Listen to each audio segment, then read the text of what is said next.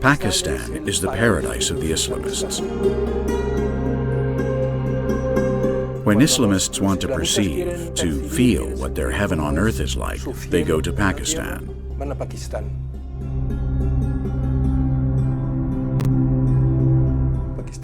Pakistan means the land of the pure.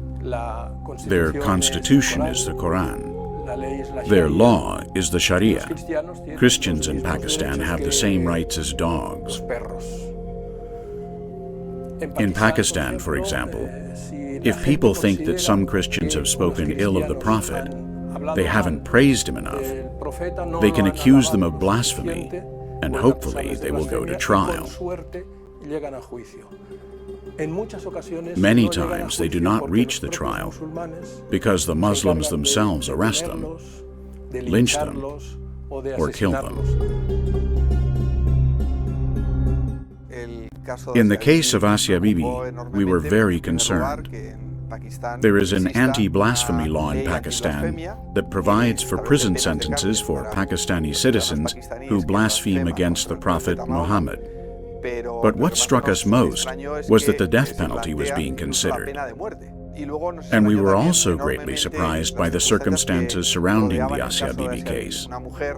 A Christian woman, a mother who was working in the fields near Lahore in a small village, suddenly confronted by two sisters, two Muslim women who essentially, once Asia Bibi offered them to drink from a bucket of water, they said they would not drink because it had been contaminated by having been touched by Asia Bibi herself, who is a Christian.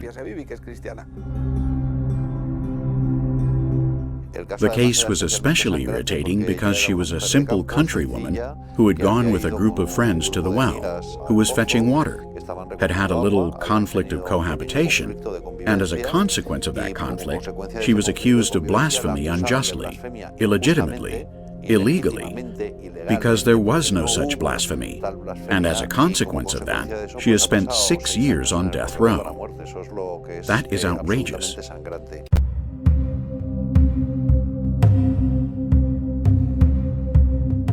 So I became more aware of her case, more knowledgeable about the background, what exactly she was being charged with, that sort of thing. And from then, it's been pretty much constant involvement over the last 4 or 5 years. Lots of petitions in her defense, communications with her family, fundraising on her behalf to pay for her legal defense.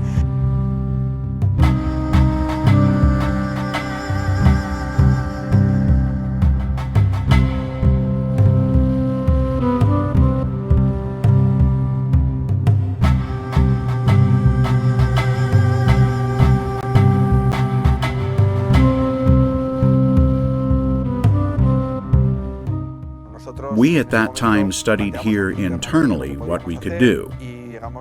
We got in touch with a Polish association, a Christian association in the Silesians environment, who had started to make a documentary film about the case of Asia Bibi to let the whole world know what this Christian woman had been suffering. And it turned out that they lacked funding. So we immediately asked for donations to CitizenGO members all over the world. We got the funding, we helped them to shoot the film, we even traveled to Pakistan with a group of people from this association who finished the film.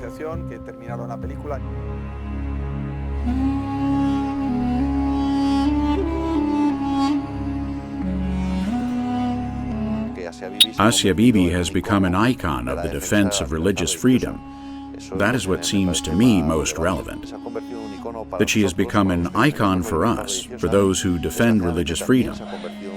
Unfortunately, it has also become an icon for those radical Islamists who defend the Sharia in all its harshness, in all its demands, and in all its cruelty, including the law that criminalizes alleged blasphemy. We contacted the family of Asia Bibi through the person who had been helping her husband and daughters, Yosef Nadim. And in Pakistan, we were able to meet Asia Bibi's husband, Asik, and the daughters of Asia Bibi. We saw the house where they lived, the school that had taken the father as a school worker so that he could earn his living, and also met the daughters as students in the school. Both Yosef Nadim and the lawyers handling her case, whom we met, explained to us that the best chance Asia Bibi had of escaping Pakistan alive was making her case known by the greatest number of people in the world, particularly in the West, so that there would be a groundswell of public opinion that would put pressure on Western governments to demand that the Pakistani government respect human rights.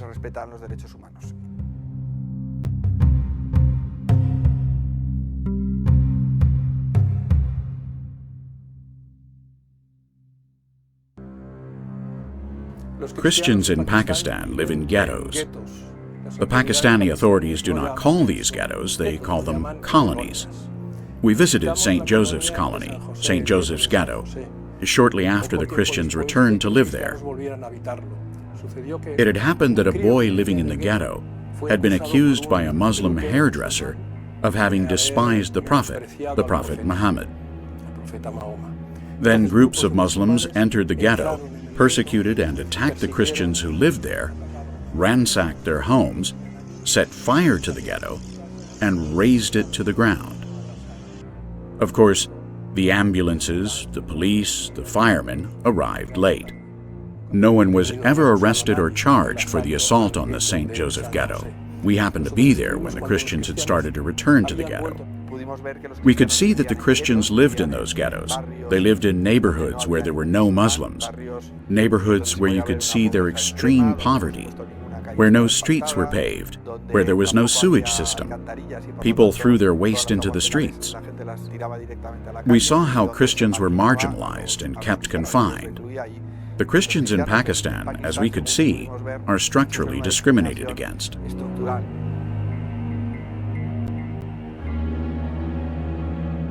What impressed me most of all was that after 2 or 3 years after that neighborhood had been burned down, virtually every house in that neighborhood above the door had a Christian cross and sometimes a few words in Arabic to identify themselves as Christians. That's to say that these people were not only not afraid, or perhaps they were but could overcome their fear, but also wanted to give public testimony of their faith. With this, they were also telling the radical Muslims that they would never convert to Islam and that they were capable of suffering the consequences and opposing these violent people who wished to attack or even kill them. Altogether, it was a very strong experience.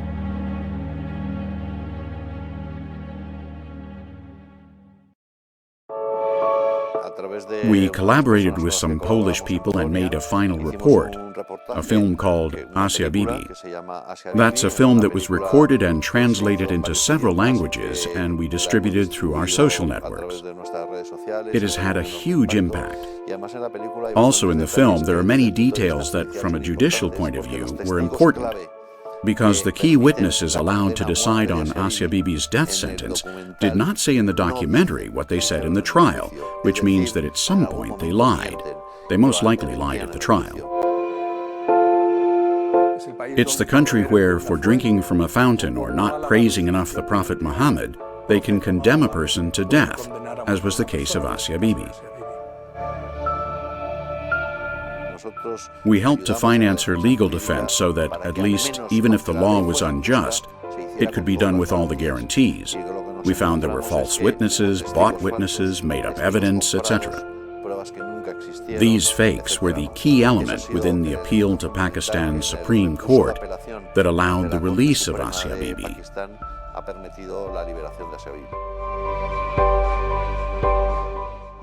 International pressure has been the key element that has allowed the government of Pakistan to dare to confront the most radical Islamist groups. In particular, a radical Islamist political party that organized the revolts and put a price on her head. Some of the mullahs and most radical religious leaders of Islam associated with this party issued a fatwa against Asia Bibi. They promised immediate salvation to any Muslim who killed Asia Bibi. That's why her life has always been in danger.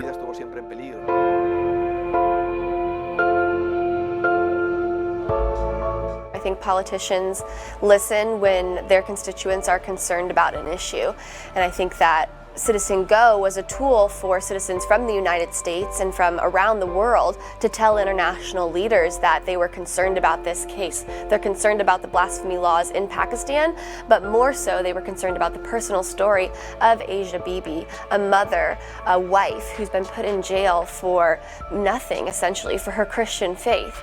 Because she was a Christian, she was put in jail. And I think the fact that CitizenGO was making leaders aware of that had a huge impact on the case and had a huge impact in raising awareness about her situation. This international pressure led the government of Pakistan to put Asia Bibi in a high-security prison in an isolation cell where she would not mix with other prisoners. They did this essentially because they wanted to protect her life. They knew that if Asia Bibi was killed in the prison, governments around the world would blame the government of Pakistan. Around the world, Pakistan would have been perceived as a third world country which is not able to control or protect one of its citizens, in our case, Asia Bibi.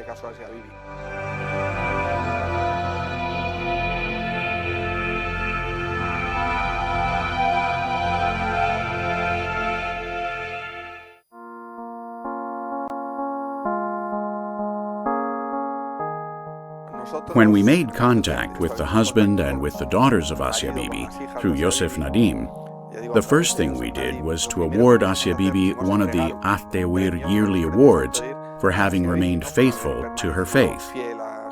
In prison, they proposed Asia Bibi to convert to Islam and immediately release her from prison. She denied it, saying that she was a Christian. It seemed to us an example of courage, the example of a mother unjustly condemned by a law that attacks religious freedom. We invited Asia Bibi's husband to come and collect the prize in Madrid. That was our first personal contact we had with Asia Bibi's family. We organized the Congress of Persecuted Christians, where the protagonists are the persecuted Christians themselves who tell their testimony. The first was here in Madrid and coincided with this award ceremony. The second Congress was in New York, and a part of that Congress was held inside the United Nations. CitizenGO organized in April of 2016 an event at the United Nations. The event was intended to raise awareness about Christian persecution, and Asia Bibi's husband, Ashik, and his daughter, Esham, were able to come to the United Nations to speak on her behalf, to raise awareness about her case, and to ask delegates at the United Nations to act on her behalf, to ask the Pakistani government to release her. The event went very well. It was very well received by the community at the United Nations. This is an issue that they care about. It's an issue that we can agree with the United Nations about, that religious freedom is something that should be defended and that Christians should not be put in jail for their faith. So we were able to bring her in front of delegates at the United Nations, asking them to act on her behalf, but we also were able to raise media awareness and to give a personal touch to the event because it was her daughter and her husband at the event. We have also helped to raise awareness and to make this reality accessible to the media. There have been many media outlets that have had the opportunity to interview the father and some of the daughters of Asia Bibi.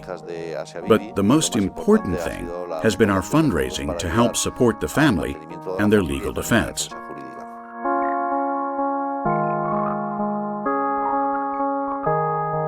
So they were able to communicate that she's not just a face, she's not just a story, she's a person, a human being who is put in jail because of this. And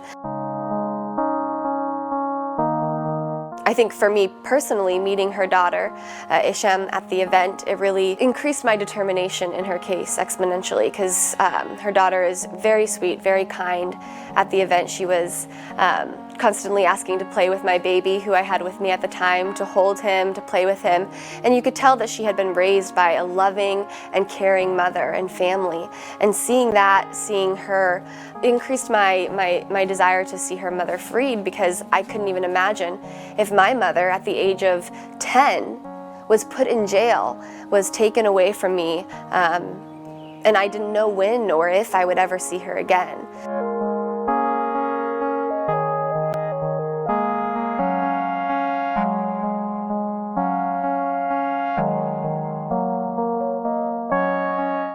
We accompanied them to Rome. They had a meeting with the Pope. In short, we provided human accompaniment. On another occasion, we wanted to invite them to another Congress of persecuted Christians in Madrid. But before arriving in Madrid, we stopped in Rome and they exchanged a few words with the Pope. He encouraged them, both Ashik and Hisham, and I think that was another important element in that campaign, that great campaign that CitizenGO launched.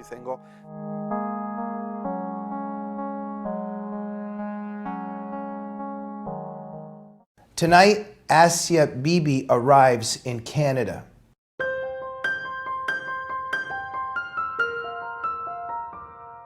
The whole process has been like the birth of the mountains because it's been such a long process.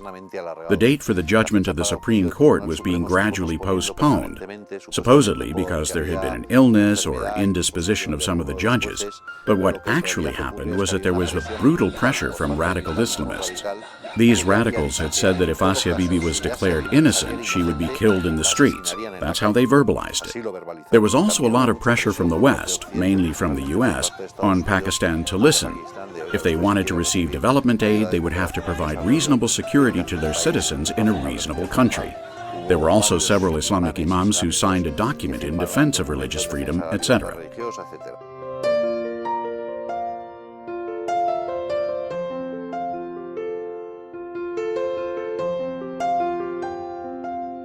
All this went on for several months. Finally, the judgment was taken. We lived and went through it with great joy. After so many years, we had taken up the subject from the beginning.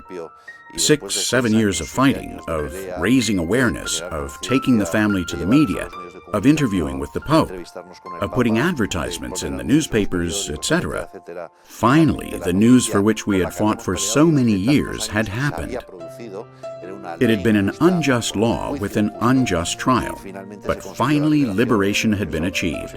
You can imagine what a joy it was for the whole team that had been involved in the case. Also for millions of people to whom we had raised awareness, as we had been informing them step by step about everything that had been happening. They had been sharing our same suffering, our same anguish, but also in this case, our same joy. Obviously, that's our hope and our prayer, is that this would open the door to changing the laws in Pakistan and to changing the laws around the world. Freedom of religion is a human right, but it's a human right that's not being respected in a lot of countries. And I think that raising awareness about her particular situation opened that door for a wider discussion about this case, about these anti-blasphemy laws that are in Middle Eastern countries and in many places around the world. It's not just Pakistan. And I think in the end, our hope is that it will eventually change the laws in the more short term. We haven't necessarily seen a lot of movement in that direction. I think the government is still very cautious of radicals and extremists and backlash from changing the laws, but I certainly think it was a step in the right direction, and we're hoping that we will continue to take steps towards that.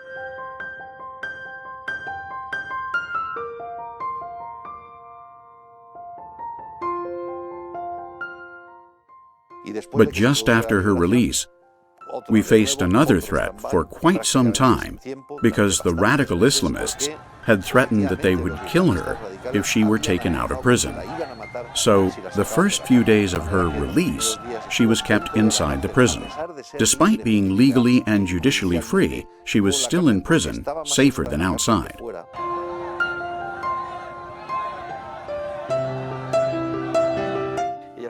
Once out of jail, she had been kept safe somewhere in Islamabad, in the capital.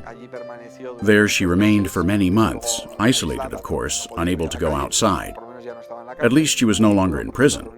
In that safe place, she had been able to join her husband. Several months later, she took a plane, when nobody in Pakistan was aware and the radical Islamists were not so watchful, and she was able to fly out to a Western country where she reunited with her family, and where she is now, again, confined, because she does not dare to go out to the streets, as there are radical Islamists and Pakistanis who could recognize her anywhere in the world.